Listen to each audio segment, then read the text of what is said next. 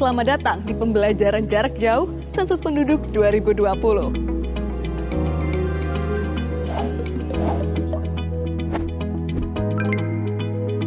Pembelajaran ini diperuntukkan secara umum untuk seluruh masyarakat di Indonesia dan secara khusus untuk petugas sensus dan ketua atau pengurus satuan lingkungan setempat terkecil atau SLS terkecil seperti RT, dusun, jorong, banjar, dan yang sejenis.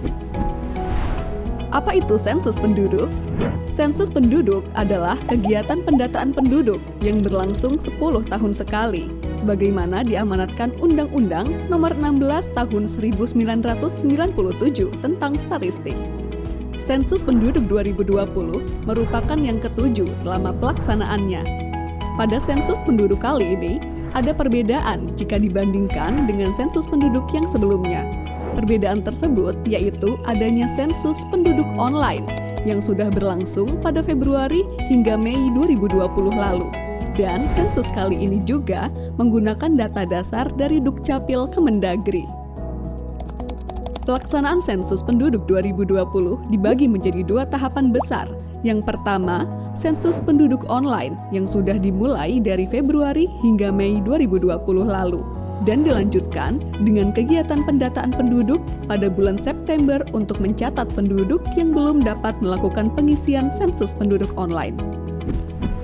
Pembelajaran kita pada kali ini akan membahas secara lengkap apa saja yang dilakukan pada kegiatan pendataan penduduk di bulan September. Pembelajaran terdiri dari 3 bagian. Yang pertama, mengenai konsep penduduk. Kedua, pemeriksaan daftar penduduk. Dan ketiga, verifikasi lapangan. Bagi Anda masyarakat Indonesia, khususnya petugas sensus dan ketua atau pengurus RT atau dusun dan yang sejenis, selamat mengikuti pembelajaran ini.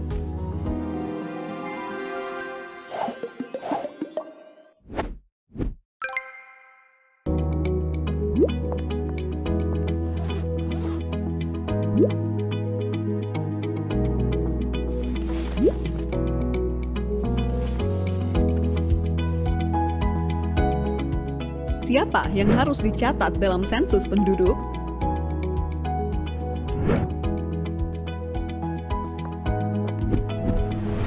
Seperti namanya, sensus penduduk mencatat seluruh penduduk di Indonesia, dari yang tua hingga yang muda,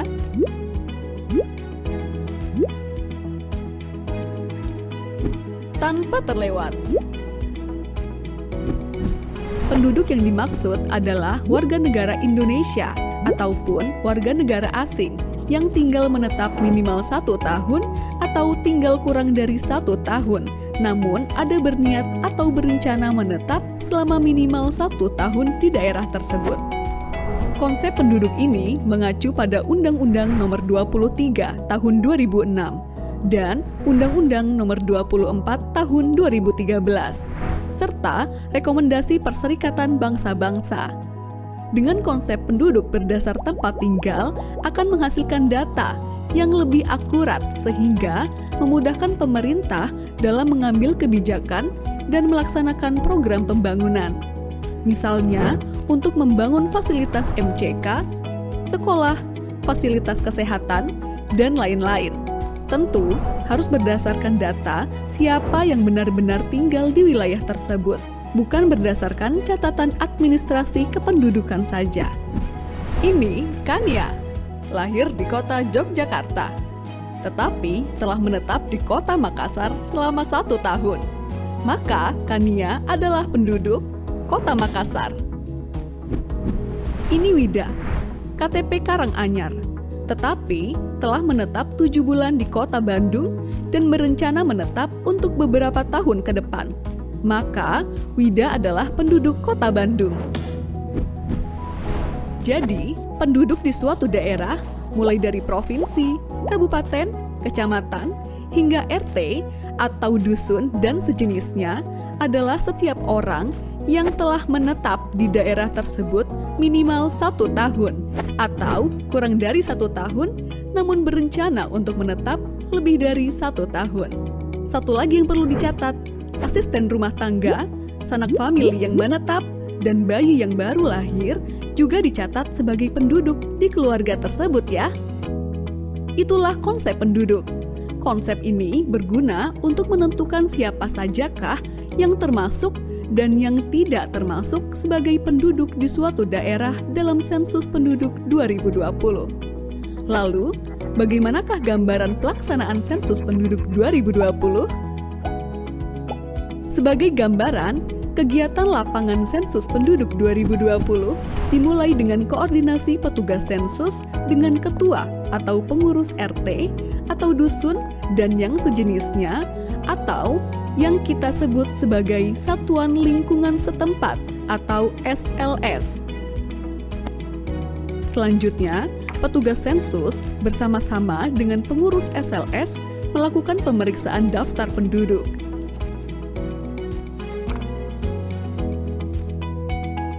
Setelah itu, dilakukan verifikasi lapangan dengan mengelilingi wilayah SLS.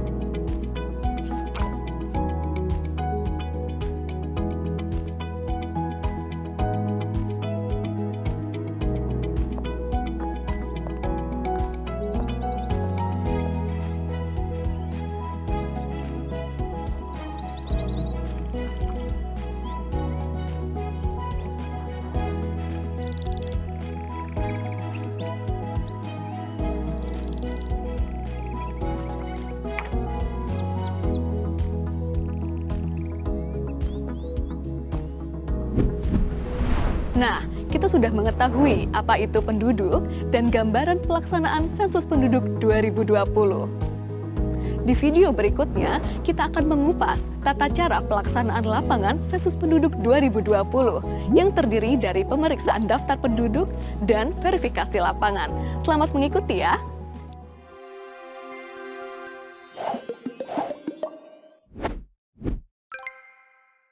Tahapan kegiatan lapangan sensus penduduk 2020 dimulai dari pemeriksaan dokumen daftar penduduk SP 2020 DP oleh petugas sensus bersama ketua atau pengurus RT atau dusun dan yang sejenis atau disebut dengan SLS. Kegiatan ini di bawah pengawasan Koordinator Sensus Kecamatan atau disebut dengan KOSEKA. Selain menggunakan atribut lengkap, ketika turun ke lapangan, petugas sensus juga harus mengenakan pakaian berlengan panjang, menggunakan face shield, masker kain, dan membawa hand sanitizer, serta memperhatikan protokol kesehatan. Dokumen yang diperlukan pada tahapan ini adalah SP 2020 DP dan peta wilayah. Pastikan juga membawa alat tulis yang diperlukan di lapangan. Untuk memulai tahapan pemeriksaan DP, hubungi ketua atau pengurus RT atau dusun dan sejenisnya. Sepakati waktu dan mekanisme pemeriksaan DP. Apakah akan bertatap muka secara langsung atau melalui media telekomunikasi yang memungkinkan.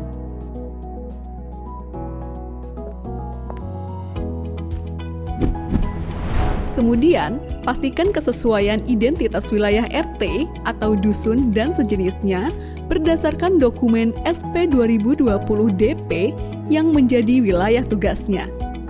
Apabila terdapat perubahan, baik itu pemekaran ataupun penggabungan SLS, laporkan ke Koordinator Sensus Kecamatan atau KOSEKA untuk ditindaklanjuti kemudian. Sebelum memulai pemeriksaan, baca dan pahami petunjuk pengisian pada halaman kedua DP. Jika ada yang belum dipahami, dapat ditanyakan kepada Koordinator Sensus Kecamatan atau KOSEKA. Selanjutnya, mari mengenal dokumen daftar penduduk atau SP 2020 DP. SP 2020 DP adalah instrumen utama pada sensus penduduk 2020 yang berisikan nama-nama penduduk yang akan diperiksa keberadaannya oleh petugas sensus bersama dengan ketua SLS.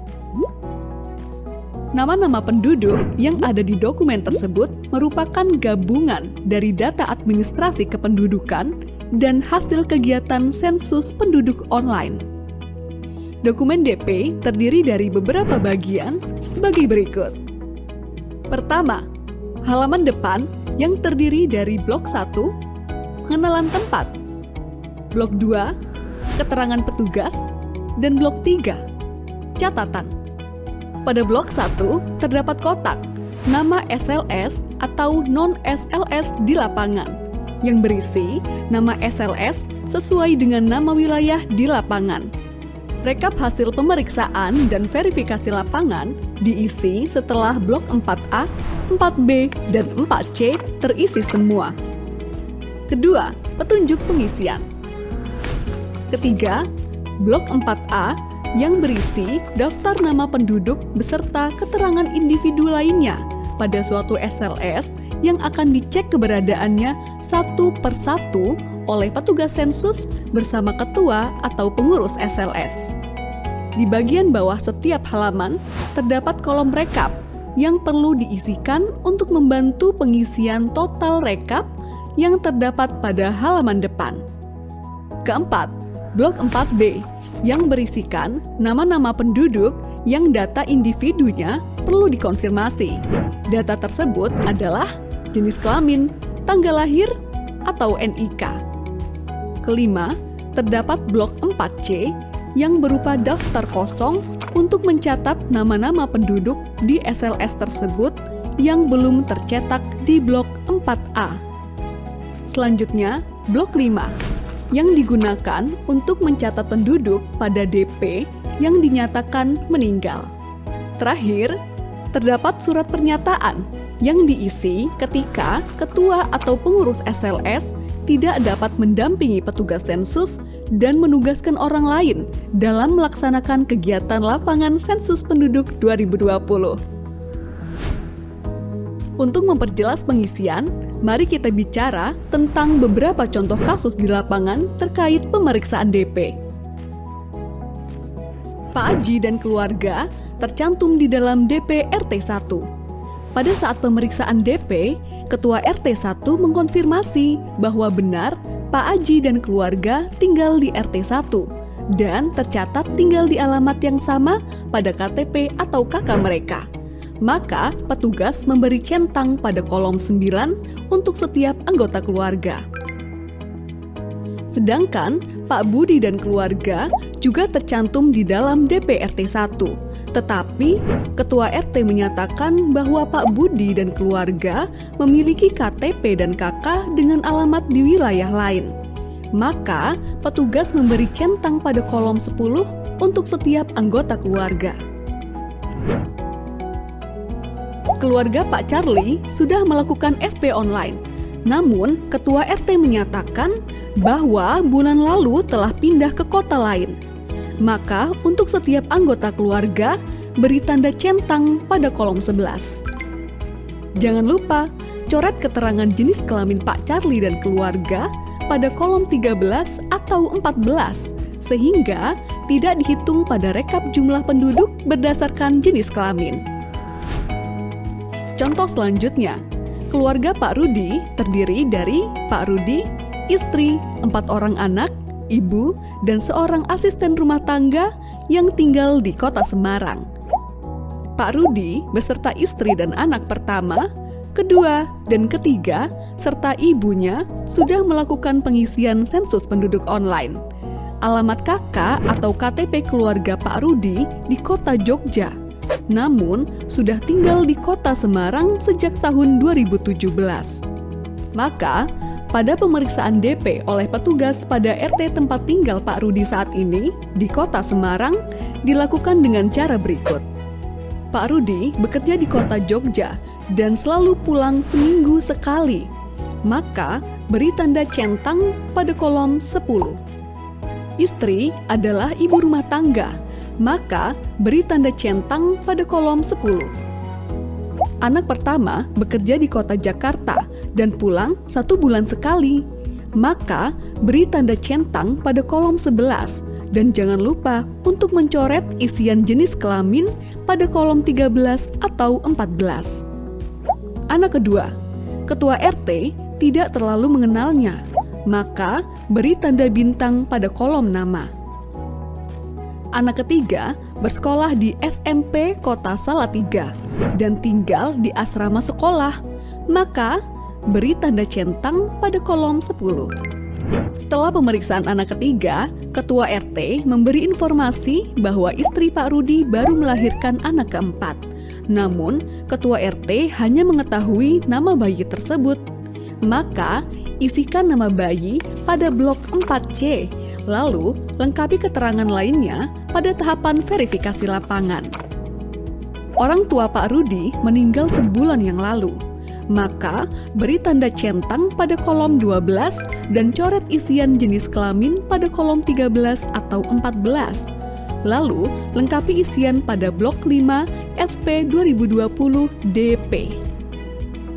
Ketua RT memberi informasi bahwa Pak Rudi memiliki seorang asisten rumah tangga yang belum tercantum namanya pada SP 2020 DP.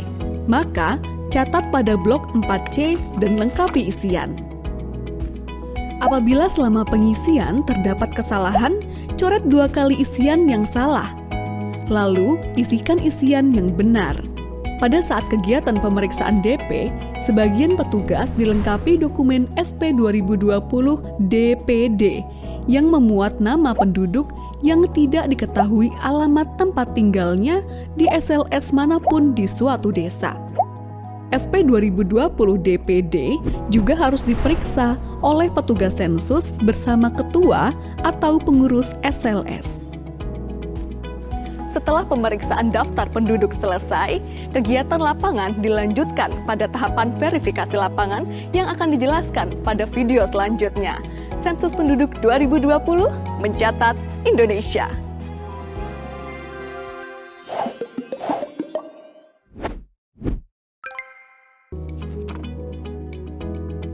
Setelah melakukan pemeriksaan daftar penduduk atau dokumen DP bersama ketua atau pengurus SLS, tahapan sensus penduduk 2020 selanjutnya adalah pelaksanaan verifikasi lapangan.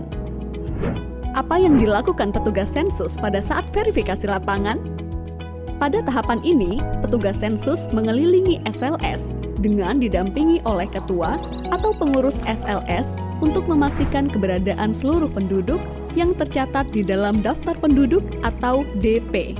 Dalam tahapan verifikasi lapangan, petugas sensus membawa dokumen dan alat tulis sebagaimana pada saat pemeriksaan daftar penduduk. Dokumen tersebut meliputi: pertama, dokumen daftar penduduk atau SP 2020 DP dan daftar penduduk desa atau SP 2020 DPD yang sudah diperiksa. Kedua, peta wilayah sensus atau SP 2020 WS yang digunakan untuk penelusuran wilayah dan memastikan batasan-batasan wilayah SLS kepada ketua atau pengurus SLS atau warga yang ditunjuk. Selama di lapangan, petugas dan ketua atau pengurus SLS wajib mematuhi protokol kesehatan pencegahan penyebaran COVID-19, mengenakan masker, selalu memastikan kebersihan tangan, dan menjaga jarak minimal dengan responden. Apa saja yang harus dilakukan oleh petugas pada saat verifikasi lapangan? Pertama, mengenali dan menentukan batas-batas wilayah SLS bersama ketua atau pengurus SLS. Kedua, menentukan bangunan pertama yang akan dikunjungi untuk diverifikasi keberadaan penduduknya. Dianjurkan dimulai dari posisi barat daya pada peta. Ketiga, berikan tanda titik atau noktah sesuai posisi rumah tersebut pada peta SP 2020 WS dan sertakan nomor urut di samping noktah tersebut. Keempat, lakukan identifikasi seluruh nama penduduk yang tinggal di rumah tersebut dan sesuaikan dengan nama yang tercantum pada daftar penduduk atau DP. Lalu, salin nomor urut yang terdapat pada peta ke kolom nomor bangunan pada DP. Lakukan prosedur tersebut untuk setiap rumah dan bangunan yang ada penduduknya. Pastikan tidak ada yang terlewat ya. Apabila ditemukan penduduk yang belum tercantum namanya pada daftar penduduk atau DP, tambahkan dan lengkapi keterangan penduduk tersebut pada DP Blok 4C. Pastikan seluruh kolom terisi. Untuk penduduk yang berstatus sudah sensus penduduk online, tetapi perlu konfirmasi, petugas sensus perlu menanyakan informasinya kepada ketua atau pengurus SLS dan menuliskannya di blok 4B. Lengkapi isian rekapitulasi jumlah penduduk pada setiap halaman DP di blok 4A dan 4C. Secara garis besar, kegiatan yang dilaksanakan oleh petugas sensus pada tahapan verifikasi lapangan yaitu 1. Penelusuran wilayah SLS. 2. Melakukan identifikasi setiap bangunan yang dihuni penduduk dan melaksanakan verifikasi penduduk yang tinggal di dalamnya. 3. Mencatatkan nama dan informasi penduduk yang ditemukan di wilayah SLS namun belum tercantum di DP. 4. Melaksanakan rekapitulasi jumlah penduduk hasil verifikasi lapangan. Sekian video pembelajaran Sensus Penduduk 2020. Karena cinta butuh pembuktian dan berpartisipasi dalam Sensus Penduduk 2020 merupakan salah satu bukti cinta kita pada Ibu Pertiwi. Selamat menjalankan tugas wahai abdi bangsa. Sensus Penduduk 2020 mencatat Indonesia.